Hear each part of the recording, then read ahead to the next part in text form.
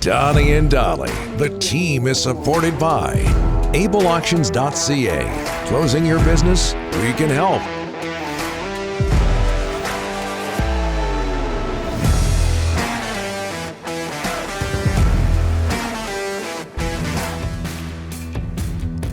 I thought you were going to play Jump by Van Halen. Oh, what a great song. Somebody mentioned that before the show. It was me. That song, which I'm okay with Van Halen. I never loved that song. It was so overplayed in the 80s. Now it's in my head. David Lee Roth was so good, and when Sammy Hagar came in, I didn't like it.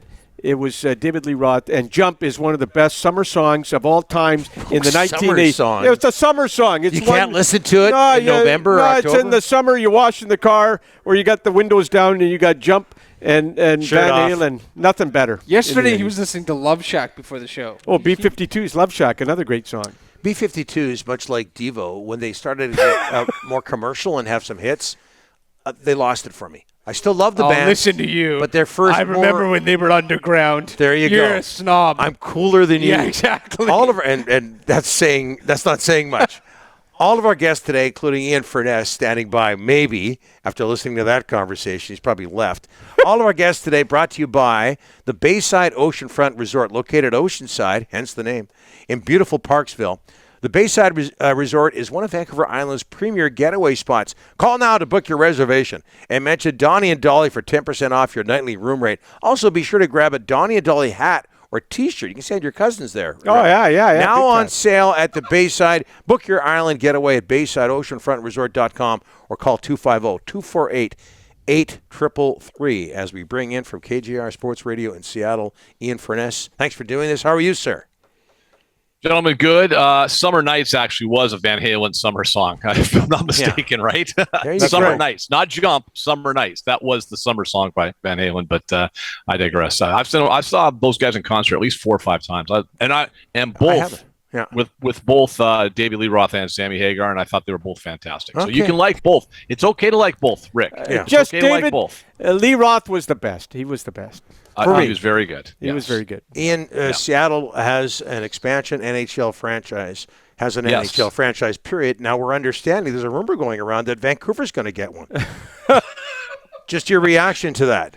So the American Hockey League team playing at Rogers Arena is not up to snuff these days. Is that what you're telling me? Is that what's going on? So well, it's not bad for our show. I'll tell you that. It does get old having had the Mariners in our crosshairs for all those years before this year. It does get old. I told Ryan off the air. I watched listen, I grew up a Canucks fan. You guys know that. I grew up a Canucks fan, and I still like the team. I watched the first 2 periods.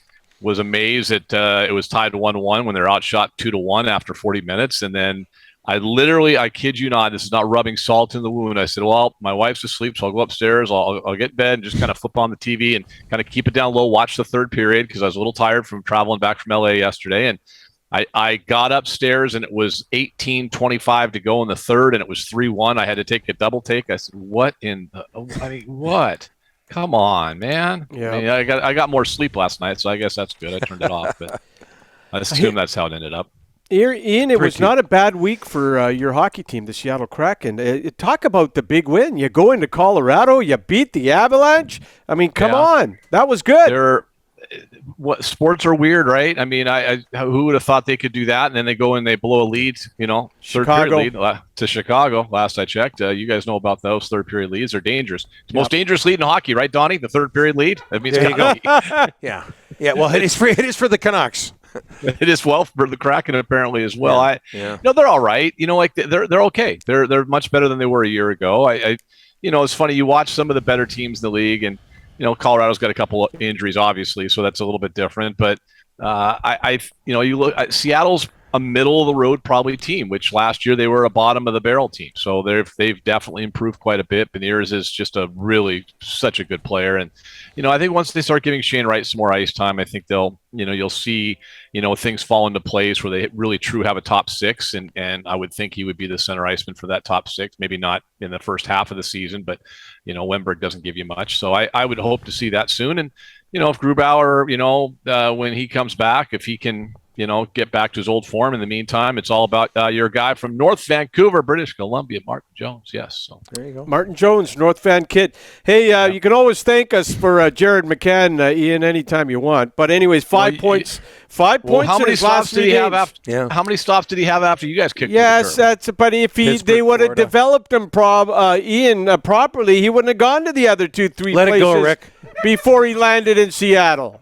All right. Well, you got to have. Sometimes you have to be patient and trust in your player development. And apparently they just don't do that. So Well, and- I don't know what you guys are doing on the back end, man. I know Quinn Hughes is out, but Lord, man, watching that team A last lot of injuries, night. though, Ian. It's a lot of injuries is the reason you're seeing what you're seeing on the blue line, though. Yeah, but Donnie's rec team that he coaches could have a better breakout against those. Could have a breakout against those guys and get out of their own zone. I mean, they're awful, man. They can't get out of there. Yeah, it's off. And I know Carolina really is good on the forecheck. I get that. We saw that last week when they came to Seattle. That's a good hockey team. I get that, but I don't know what the hits were. I kind of chuckled. I thought at one point Pedersen might have had the only hit in the second period. Which tells you something right there, right? So it's if that guy's your only guy that's playing physical, you got problems. Yeah. Football. Seahawks 4-3, first place in the NFC West, 37-23. You just mentioned you came back from L.A. Yeah. Over the Chargers. Was that your first visit to SoFi Stadium? No. And it wasn't. No, Okay, you no, were tweeting we were about there. it like it was. Well, it was. See, here's the thing. Like last year, it's funny. You go to these stadiums, you kind of get used to all of them and what they look like, and kind of getting your way around. When we went to so this would have been the Seattle's third visit there. Okay. Twice with the Rams. And then this one with the Chargers. But the first one with the Rams was no fans, COVID year. We didn't travel. We didn't cover the team.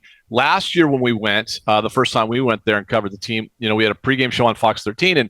And it was, remember, it was a Tuesday night game.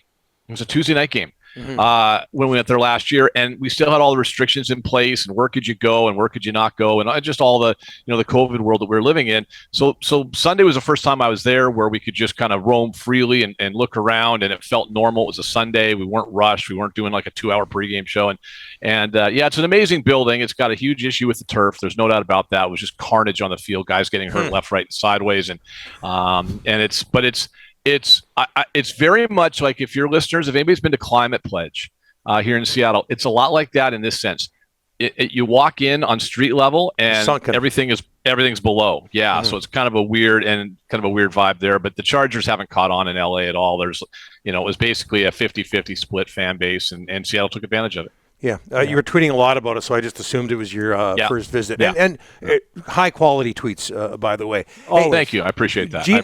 Geno Smith has taken Seattle by storm, 32 years old. I think I've got this right, Ian, on a 1-year deal. What's in his football future?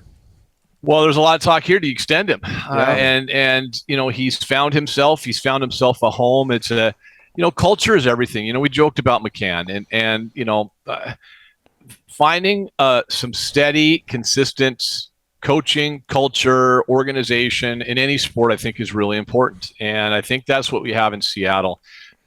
He's been here for a couple, 3 years now, and under Pete Carroll and with the organization, he's very comfortable here. Pete's a really easy coach to play for if you buy into what he's selling you. And I think a good example of that is seeing Bruce Irvin come back. And, we talked to him after the game, and he just raves about John and Pete and the culture and what it's like to be a Seahawk. And yeah, you're going to have ups and downs and rocky times, but I think belief in the system, belief in the coach and everything around that is huge. And Geno is really comfortable, and a comfortable quarterback who's got some confidence and has some weapons around him, has a really good offensive line with 2 rookies starting. Nobody else is doing that in the NFL, by the way. He's having success. The question is, do you sign him to an extension right now, or does he want to, bet on himself next year? Yeah. I think he's going to have a best opportunity to do it here. I think for Seattle and the organization, and I think for the player himself, is probably the best bet, because what you do is you bring him in with the thought, hey, we're going to sign it. We're going to draft a guy. Like, we're going to draft a quarterback. But maybe that quarterback doesn't have to come in and be the guy from day one. The Alex Smith, Pat Mahomes thing worked out perfectly in Kansas City. And it can do, and you can have that. I mean, Aaron Rodgers, Jordan Love obviously has not. Trey Lance, Jimmy G has not. But I kind of see him coming back next year, them drafting a quarterback, and maybe they'll have a competition. But Geno has certainly earned himself another contract in the NFL. Yeah, he seems to be the type of personality that would accept the competition, but would also be helpful. DK Metcalf, health update, Ian, quickly.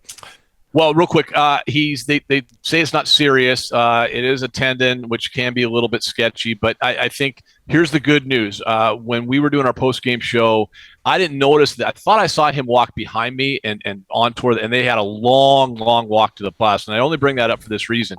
And I went back and looked at the video afterwards when we're editing. And, yeah, it was DK walking by us, no limp visible, and he walked all the way to the bus. It was a good 250, 300 yards. It's around the entirety of the building. I bring that up as this sense. If it was a serious injury, they would have put him on a golf cart like they always do with injured players and drove him around. He was able to walk to the bus. I would think maybe a week or two. It doesn't seem serious. I know they're doing some more MRIs, but I think if there was any kind of fear of true major structural damage, there's no way they would have let him walk to the bus. Yeah, of course he was on a golf cart earlier this season for other reasons, if I'm not mistaken. Well, when he left that game on Sunday on a golf cart, we thought the same thing. We thought it was a trip to the washroom, as you would say, north of the border. Yes, indeed. Yes. Is the it washroom? Is it bathroom down there? Or? Bathroom, lavatory, whatever you want to call it. Yeah, sure. Yeah. We use bathroom up here. Yeah. Okay. Yeah. All right. Ian, thanks so much for this. Seahawks and Giants on Sunday, Kraken and Canucks on Thursday. Thanks so much. Oh, I forgot about the big one. Oh, you guys might get your. You probably won't. Yeah. Okay. Stop it. Stop it. Look at he's laughing. He's mocking us. He's mocking us. He's mocking us. Ian Furness, Sports Radio, KJR. Thanks, buddy.